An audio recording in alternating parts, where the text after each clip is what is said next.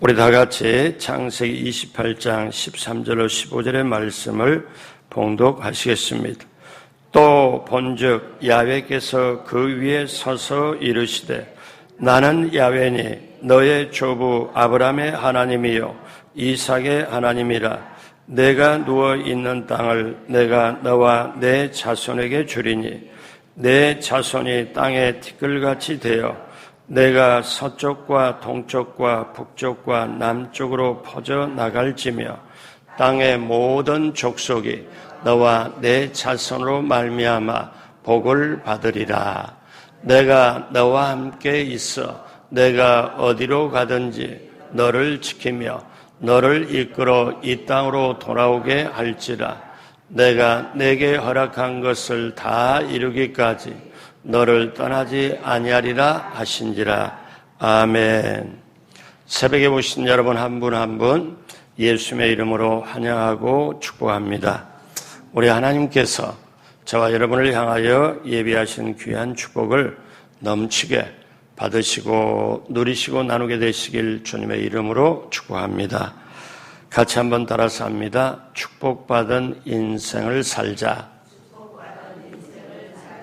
축복받은 인생을 살자. 나는 축복받은 인생이다. 아멘. 축복받은 인생을 살자. 이 주제를 가지고 인생 시리즈 오늘 4번째. 오늘 말씀의 제목은 인생의 밤에 찾아오셔서 함께 하시는 하나님. 제목이 인생의 밤인데 그 뒤에 그 밤에 찾아오셔서 함께 하신 하나님, 제가 이렇게 붙여봤습니다. 이 세상은 잠시 지나가는 나그네 길입니다. 창세기 28장에 보면 나그네 길을 가는 야곱의 이야기가 나옵니다. 야곱은 여러분 알다시피 복받는 일에 관심이 많은 사람이었습니다. 그래서 한 번은 팥죽 한 그릇으로 쌍둥이 형 에서에게 장자권을 샀고 또 한 번은 눈이 어두워진 아버지 이삭을 속여서 형에게 갈 축복 기도를 자기가 빼앗아서 받았습니다. 아버지의 축복을 동생이 빼앗긴 에서는 분노해서 야곱을 죽일 수 있는 기회를 찾고 보고 있었습니다. 이를 보고 어머니 리브가가 이거 큰일 나겠다. 그래서 야곱을 멀리 외삼촌이 있는 하란 땅으로 피신시킵니다. 그래서 그 길은 브엘세바에서 요즘으로 말하면 800km가 넘는 길입니다. 그러니까 간단한 길이 아니고 광야길인데 예를 들어서 부산에서 서울이 아니라 평양을 넘어서 신의주에 가까이 갈 수 있는 그 거리예요. 그러니까 이 야곱이 가는 광야의 길이 이게 쉬운 길이 아닙니다. 이제 야곱은 보따리 하나 가지고 쓸쓸하고 먼 길을 떠납니다. 광야길은 낮에는 뜨겁고 너무 덥고 온몸이 땀에 흐르고 밤에는 추워 떨면서 자야 하는 환경이었습니다. 어디를 둘러봐도 편히 쉴 곳이 없어요. 야곱은 이 광야길을 한참 가다가 밤이 되어 그냥 들판에 사실상 쓰러져 잠이 듭니다. 창세기 28장 10절로 11절에 야곱이 브엘세바에서 떠나 하란으로 향하여 가더니 한 곳에 이르러는 해가 진지라 거기서 유숙하라고 그곳에 한 돌을 가져다가 베개로 삼고 거기 누워 자더니 그러니까 겉옷을 이불 삼고 돌을 베개 삼아 차디찬 땅바닥에 새우잠을 청하는 노숙하는 야곱의 모습 어쩌면 인생의 모습이 그대로 나타납니다. 인생은 광야길과 같지요. 어디를 가도 편히 쉴 곳이 없습니다. 멀고도 먼 길입니다. 어쩌면 외로운 길이에요. 나그네 길이에요. 부부가 살다가도 왜 문득 외로움과 나그네를 느끼는가 하면은 서로 부부가 살면서 마음을 몰라줄 때, 내가 이렇게 해서 살아야 하나. 그리고 누구나 본향을 한번 생각해봐요. 본향이라는 것은 내가 왔던 곳, 내 영혼이 머물렀던 곳, 그리고 내가 가야 할 곳이 본향이라고 그럽니다. 사람은 마지막에 뭐라고 그래요? 우리가 장례식 그 찬양하지요. 돌아갈 내 고향 하늘나라. 이렇게 말하잖아요. 그럼 전부 다 그렇게 가게 돼 있잖아요. 이게 나그네 길입니다. 그래서 우리는 이 땅에 살면서 하나님께서 맡겨주신 생명을 감사하게 여기고 맡겨주신 일을 잘 감당하다가 오라 부르시면 이 세상에 나들이를 마치고 천국 본향으로 가는 것이 우리들의 인생입니다. 그래서 우리 그리스도인들이 이 땅에 나그네와 외국인으로 사는 겁니다. 그러면 오늘 나그네 길을 걸어가는 이 야곱에게 하나님이 뭐라고 말씀하실까요? 인생의 밤이 야곱에 찾아왔습니다. 그때 하나님은 어떻게 하셨을까요? 이걸 보고 우리가 깨닫고 나에게도 야곱에게 하시는 그 하나님 말씀이 그리고 하나님이 함께 하시는 그것이 오늘 내게도 그대로 적용이 되겠구나. 첫째로 인생의 밤에 하나님께서 찾아오셨다는 것입니다. 자, 밤이 되어 외롭고 힘든 야곱이 피곤한 몸을 누워 있을 때 완전히 잠에 떨어져 버리죠. 그런데 그 잠에 꿈속에서 하나님이 환상 중에 찾아오셨습니다. 28장 12절 다 같이 합니다. 꿈에 본즉 사닥다리가 땅 위에 서 있는데 그 꼭대기가 하늘에 닿았고 또 본즉 하나님의 사자들이 그 위에서 오르락 내리락 하고. 자, 절망의 밤에 하나님이 야곱을 찾아왔습니다. 야곱이 지금 하나님을 찾은 게 아니고 하나님이 찾아왔어요. 깊은 밤, 지쳐서 쓰러지는 밤, 그것이 야곱의 현실이었습니다. 그 인생도 해가 진 것처럼 깜깜하기만 합니다. 그런데 꿈에 보니까 땅에서 보니까 하늘까지 사다리가 쫙 있는데 사다리 오르락내리락하고 천사들이 오르락내리락하고 사다리 끝에 보니까 하나님이 계셔요. 여기서 사다리는 뭐를 상징하냐면 예수 그리스도를 상징합니다.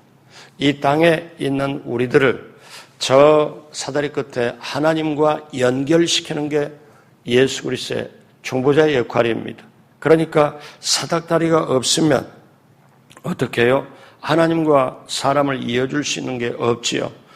여기 예수 그리스도가 정말 하나님과 사람을 이어주는 중보자의 역할, 사닥다리의 역할을 하는 거죠.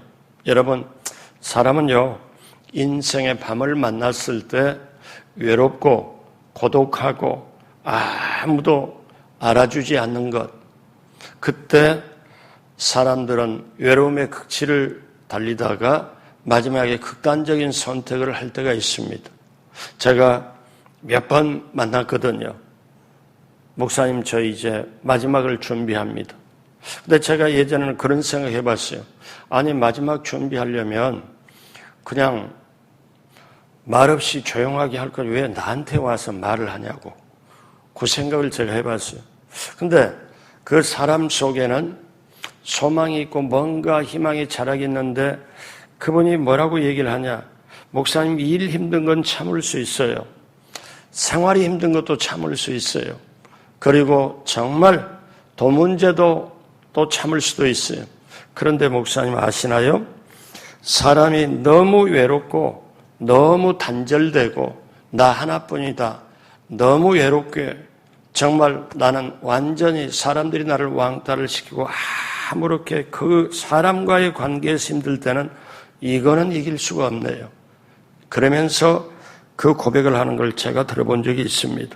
여러분, 인생의 밤을 만나면 저와 여러분들은 다른 거 없어요. 철저하게 낮아지고 깨어지는 거예요. 왜 사람이 성질을 내냐? 왜 사람이 화를 내냐? 물론 올바르지 않아서 옳게 하기 위해 화를 내는 것도 있겠죠. 그런데 화를 낸다는 거, 성질을 낸다는 거는 내가 아직 내 중심으로 살아있기 때문에 그래요. 이걸 우리는 본질적으로 알 필요가 있어요. 나는 아무것도 아닙니다. 나는 정말 너무 부족하고 연약하고 나약합니다. 하나님만이 나의 전부입니다. 이게 진정한 고백이 되었을 때는 어떻게 합니까? 하나님 앞에 그냥 그대로 어떤 말을 하든 내 마음에 감정에 틀리더라도 예하고 순종할 수밖에 없습니다. 그리고 어떤 기도를 하냐? 처음에는 미사 여구를 해서 하나님 이렇게 해주셔야 이렇게 되지 않습니까? 하나님 이렇게 응답해 주시면 이게 이렇게 되고, 그런 말 다 이제 놔두고요. 사람이 인생의 밤이 극치에 달리면 딱 다른 거 없습니다. 하나님 나 살려주세요. 그것밖에 안 나와요. 자, 사랑하는 여러분, 우리가 인생의 밤을 만났을 때 철저히 낮아지고 깨어지고 하나님께 구하면 그때 하나님은 새로운 문을 열어주십니다. 바울이 아시아의 복음의 꿈을 가지고 아시아로 가려고 했으나 성령께서 문을 막습니다. 그리고 그 절망에 하나님께서 바울을 찾아오셔서 다른 길을 열어줘요. 마게도냐 환상을 보여주고 유럽으로 가도록 만들어주십니다. 인생의 밤에 우리 하나님 찾아오셔서 새로운 길을 내주시고 주님이 동행해 주시는 것, 여러분 밤이 깊으면 새벽이 밝아오죠. 인생의 밤, 인생의 고난은 희망의 새벽을 준비하는 시간입니다. 하나님은 언제 어디서나 우리를 동행하여 주시죠. 이 사실을 확실하게 믿는다면 험난한 세상을 살아갈지라도 우리는 승리의 길을 걸어갈 수 있는 줄로 믿으시길 바랍니다. 하나님은 우리를 기가 막힌 웅덩이와 수렁에서도 건져주시고 동행해 주십니다. 성경에 보면 하나님은 요나가 바다 깊은 곳까지 물고기 뱃속에 있을 때까지도 하나님은 같이 함께 하셨고요.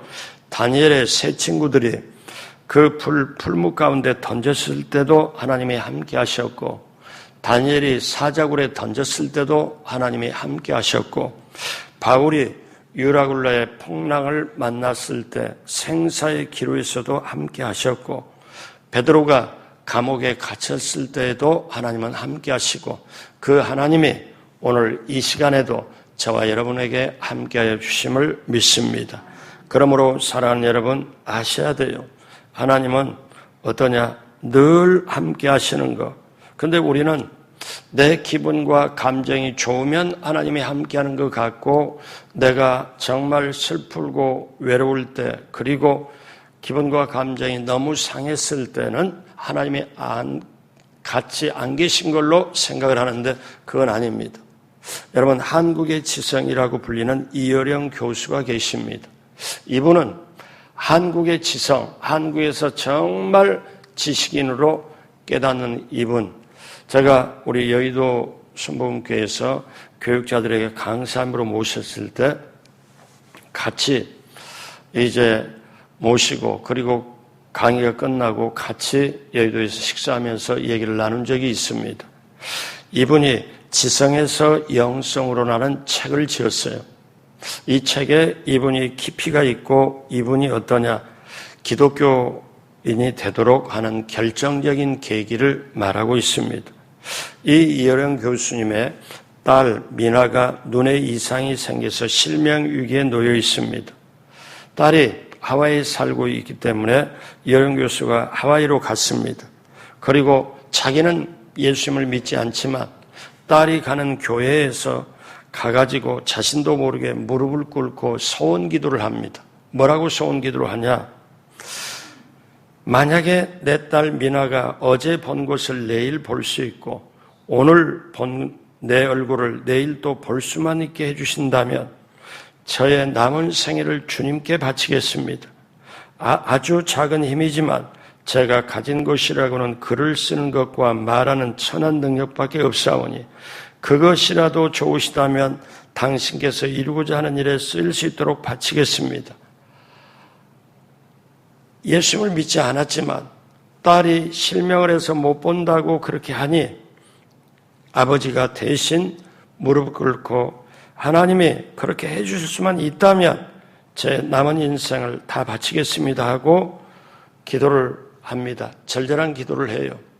그때 하나님은 그가 고난 중에 드린 기도를 들으셨고 기적처럼 딸의 눈은 원래 상태로 돌아왔고, 그래서 이어령 교수 이분이 이제 세례를 받고 점점 더 깊이 지성에서 영성으로 발을 들여놓게 되었고, 그래서 그분이 고백이 내가 지식을 추구했고 정말 내가 사는 인생에서 이 내가 지성에서 이제는 하나님을 아는 영성으로 자기가 들어가는 걸, 그 고백을, 깨달음을 책으로 풀어냈습니다. 여러분, 우리가 이 세상 살 때 편안하고 안전하고 좋은 것만 너무 원하지 마세요. 왜냐하면 그리스도인은 인생의 밤이 올 수 있을 때 그 고난도 사실 씹어 삼킬 수 있고 고난도 이겨내는 힘이 필요합니다. 왜?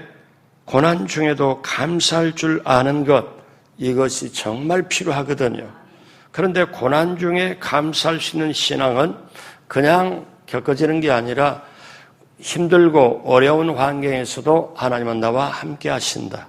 이거를 정말 이것을 믿어지고 느껴질 때 이겨내는 줄로 믿습니다.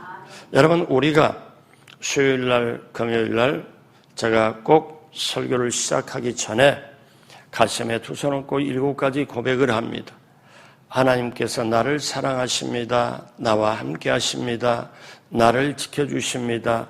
내 삶을 예비하십니다. 나를 치료하십니다. 나로 형통하게 하십니다. 또 나를 인도하십니다. 이 고백이요, 그냥 목사가 시켜서 하는 고백이 아니라 지금 계속 하잖아요. 이 고백 하나하나도 그냥 제가 좋다고 만들어서 쫙 써가지고 한 게 아니고 코로나 시절에 서로 인사를 못 시킬 때, 왜? 그때부터 하나님 서로 인사를 못 하는데 하나님 그럼 제가 대신 우리 성도님과 얘기할 테니 말씀을 주십시오. 그랬을 때 하나하나를 오랫동안 받아가지고 이걸 하나님이 원하시는구나. 하나님이 이렇게 해주시길 원하시는구나. 그리고 하나님이 이거를 우리가 알기를 원하는구나. 이거를 하나하나 하나님이 주신 걸 모아가지고 우리가 고백을 하되 확실하게 너희 말이 내 귀에 들린 그대로 내가 너희에게 행하리라. 그러니까 그 고백 그대로. 그러면 이 고백이 7가지 고백이 저와 여러분에게 그냥 고백이 아니라 내 영혼 속에 이게 들어갔어. 내 심장 속에 들어가서 이것이 내 것이 되면 우리는 세상도 이겨내고 시대도 이겨내고 고난도 이겨내고 죄도 시험도 유혹도 이겨내게 될 줄로 믿습니다. 이게 훈련이고 이게 과정을 통과해서 결국 하나님이 함께 하시는 걸 아주 세상이 뒤집어져도 나는 하나님이 함께 하신다. 하나님이 나를 사랑하신다. 이게 느껴지는 사람은 이 세상을 이기고 천국도 넉넉하게 들어가게 될 줄로 믿습니다. 기억하십시오. 나의 광야, 나의 빈들에도 내 인생의 밤이 올지라도 하나님은 함께 하십니다. 그 하나님께 하시는 하나님을 붙잡고 우리는 반드시 승리하게 될 줄로 믿습니다. 둘째로 하나님께서 희망과 축복을 주셨습니다. 하나님은 지금 인생의 밤을 맞이하고 처량한 그 외로운 나그네 길을 걸어가는 이 야곱에게 희망과 축복을 주셨습니다. 지금 빈손이잖아요. 광야에서 지쳐 쓰러졌잖아요. 그런데 하나님이 꿈속에서 말씀하시는 거예요. 뭐라고 말씀하느냐? 28장 13절로 14절 다 같이 하지요. 또 본즉 야훼께서 그 위에 서서 이르시되 나는 야훼니 너의 조부 아브라함의 하나님이요 이삭의 하나님이라. 내가 누워있는 땅을 내가 너와 내 자손에게 주리니 내 자손이 땅의 티끌같이 되어 내가 서쪽과 동쪽과 북쪽과 남쪽을 퍼져 나갈지며 땅의 모든 족속이 너와 내 자손을 말미암아 복을 받으리라. 믿어지시면 아멘합니다. 지금 내게 눈에 보이는 것 없고 손에 잡히는 것 없고 귀에 들리는 것 없어도 약속의 말씀을 붙잡고 나아가면 그 말씀 그대로 이루어지는 것. 자, 그러면 하나님이 야곱에게 이렇게 말씀은 이거를 5가지 축복을 주는 거예요. 여러분 5가지 축복을 한번 다시 자세하게 살펴보면 무슨 복을 약속했습니까? 첫 번째는 땅에 대한 약속입니다. 땅에 대한 약속. 자, 땅에 대한 약속. 창세기 28장 13절에 내가 누워있는 땅을 내가 너와 내 자손에게 주리니, 하나님이 땅에 대한 약속을 줘요. 너가 누워있는 이 땅을 내가 너와 내 자손에게 주리니, 땅에 대한 약속. 두 번째, 자손에 대한 약속입니다. 28장 14절에 내 자손이 땅에 티끌같이 되어 내가 서쪽과 동쪽과 북쪽과 남쪽으로 퍼져나갈지며, 자손의 축복. 그 다음에 세 번째, 복의 근원이 되게 하시겠다는 약속입니다. 28장 14절에 땅의 모든 족속이 너와 내 자손으로 말미암아 복을 받으리라. 그러니까 야곱을 통해서 복을 받으리라. 너를 통해서 복을 받으리라. 그 다음에 하나님이 함께 하시겠다는 약속입니다. 28장 15절에 내가 너와 함께 있어 내가 어디로 가든지 너를 지키며. 여러분, 얼마나 귀한 거예요. 너와 함께 있어 너가 어디로 가든지 너를 지키며. 여러분 한번 생각해 봐요. 야곱이 그 밤에 지쳐 쓰러질 때 내가 지금도 먼 길을 가야 되는데 내가 가다가 강도를 만날까? 아니면 무서운 짐승을 만날까? 아니면 내가 온전히 가서 내 인생을 제대로 살아갈 수 있을까? 그런데 자기 마음속에 들어갈 수 있었을 거 아니에요. 근데 하나님이 뭐라고 말씀해? 내가 너와 함께 하겠고 너가 어디를 가든지 너를 지켜주겠다. 엄청난 귀한 축복입니다. 그리고 다섯 번째, 이 땅으로 다시 돌아오게 하시겠다는 약속입니다.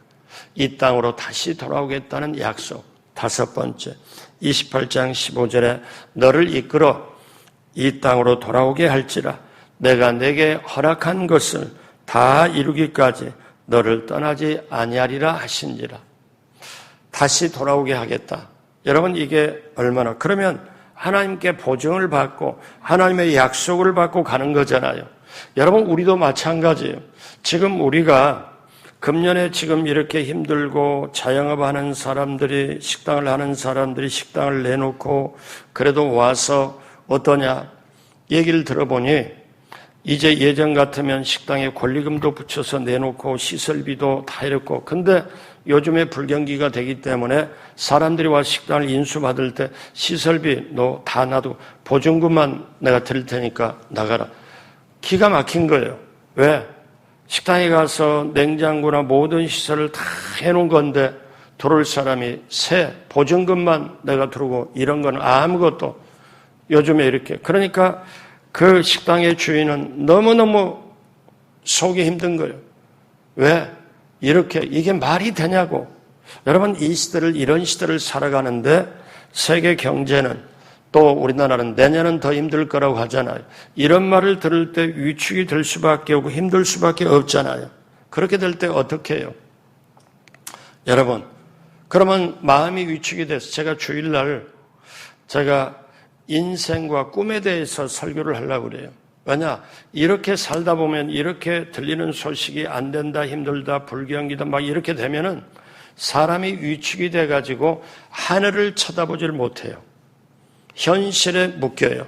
그리고 꿈을 잃어버려요. 그러면 사람은 사실 끝납니다.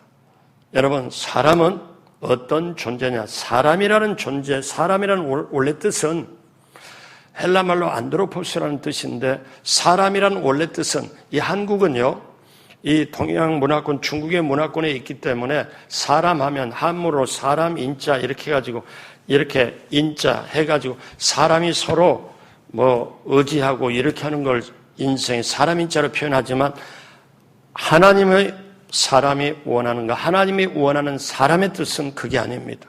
사람은 같이 따라서요, 위를 쳐다보는 존재다. 즉 말하면 하나님을 쳐다보는 존재가 사람이에요. 이게 잃어버리면 여러분, 이 세상에서 살아가는 게 쉽지 않습니다. 여러분, 이게 그래서 지금은 정신을 차리고 깨어 있을 때고 내 감정과 내 상황과 조건을 뛰어넘어서 하나님 앞에 나와야 되고, 자, 그래서 하나님은 땅에 대해서, 자손에 대해서, 복의 근원에 대해서 하나님이 함께 하겠다고, 또 하나님이 다시 이 땅으로 돌아오게 하겠다고, 이런 보증을 받고 약속을 받고 가는 야곱의 발걸음은 승리할 수밖에 없고 성공할 수밖에 없습니다. 왜? 하나님이 약속했잖아요. 하나님이 약속한 건 반드시 이루어져요. 이제 야곱이 먼 길 가서 800km 떨어져 가서 외삼촌 라반의 집에 가서 종으로 머슴으로 살다가 일꾼으로 살다가 나중에 거부가 돼서 나오잖아요. 그것도 아내와 아내들, 한 아내가 아니고 아내들과 그리고 아들들 10명이 넘도록 그렇게 해가지고 다 이렇게 해서 오잖아요. 오는데 어떻습니까?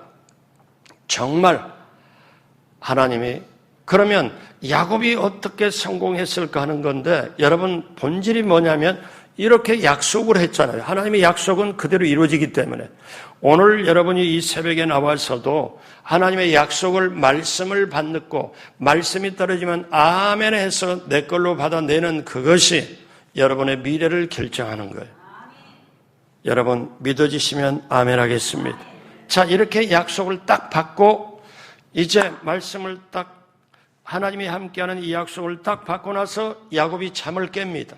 잠을 깨고 나서 보니까 세상에 내가 이 광야길이 외로운 줄 알았는데 내가 이 광야길이 힘든 줄 알았는데 나 혼자 이 땅에 똑 떨어져서 너무너무 힘들고 어려운 줄 알았는데 세상에 하나님이 나타나셔가지고 나에게 약속을 주시고 이렇게 주시니 이제 내 인생은 이제 하나님이 나와 만나주시고 함께 해주시고 약속까지 해주셨으니 자, 야곱이 어떻게 행합니까? 28장 16절 야곱이 잠이 깨어 이르되 야훼께서 과연 여기 계시거늘 내가 알지 못하였도다.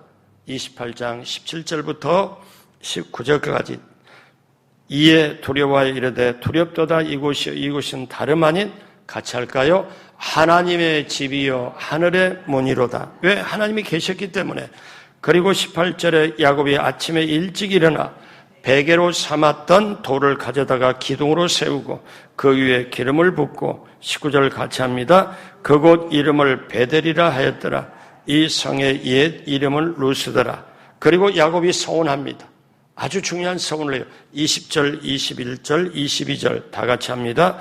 야곱이 서원하여 이르되 하나님이 나와 함께 계셔서 내가 가는 이 길에서 나를 지키시고 먹을 떡과 입을 옷을 주시어 내가 평안히 아버지 집으로 돌아가게 하시오며 야훼께서 나의 하나님이 되실 것이요 내가 기둥으로 세운 이 돌이 하나님의 집이 될 것이요 하나님께서 내게 주신 모든 것에서 10분의 1을 내가 반드시 하나님께 드리겠나이다 하더라.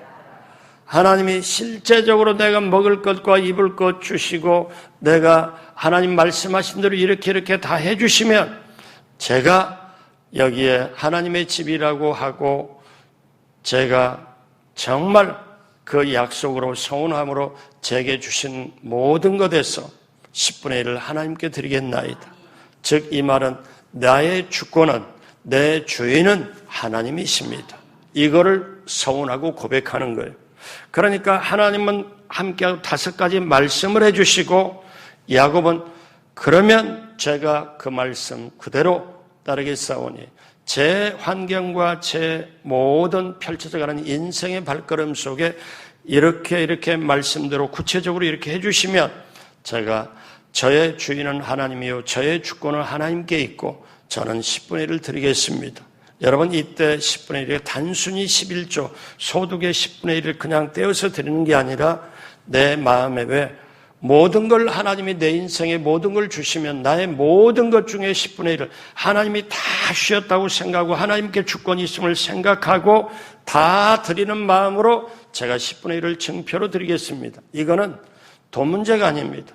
이건 하나님의 주권의 문제. 이거를 오늘날 예수 믿는 사람이 회복을 해야 돼요. 돈이 아까워서 10분의 1 이게 아닙니다. 이거는 내 인생의 주인은 내 인생의 주권은 하나님이라는 거예요.